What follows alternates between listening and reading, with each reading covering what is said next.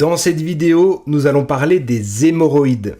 Il s'agit d'une dilatation anormale des veines de la zone anale, comprenant l'anus et le rectum, ainsi que les tissus avoisinants.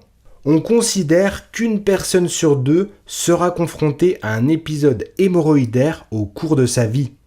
Ce n'est pas une maladie grave, mais qui peut cependant rester invalidante et douloureuse. Les hémorroïdes peuvent avoir une taille variable et leur localisation peut être interne, c'est-à-dire à l'intérieur de l'anus, ou externe lorsqu'elles sont sur le pourtour de l'anus. Les hémorroïdes externes forment souvent des petites protubérances de taille et de forme variable que l'on peut identifier à la sortie de l'anus.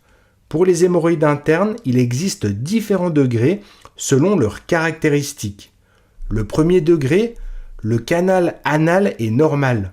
Le deuxième degré, il existe un début de prolapsus des hémorroïdes, mais qui est encore réductible. L'hémorroïde sort de l'anus au moment de la défécation et revient ensuite en position normale. Le troisième degré, les hémorroïdes internes et externes se rejoignent. Il faut replacer l'hémorroïde manuellement après défécation. Le quatrième degré, les hémorroïdes restent plus ou moins constamment extériorisées. Elles causent des gènes, des suintements et des saignements. Il n'est pas possible de les replacer manuellement. Quels sont les symptômes ? Typiquement, on rencontre plusieurs types de symptômes.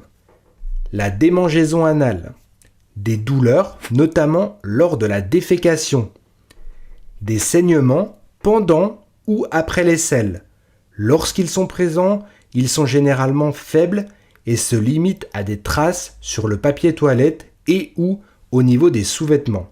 Une sensation d'inflammation au niveau du rectum, un écoulement de mucus par l'anus, une sortie de protubérance sensible par l'anus. Quelles sont les causes ? L'apparition des hémorroïdes peut être favorisée par une prédisposition génétique, une grossesse et un accouchement par voie naturelle, une surcharge pondérale,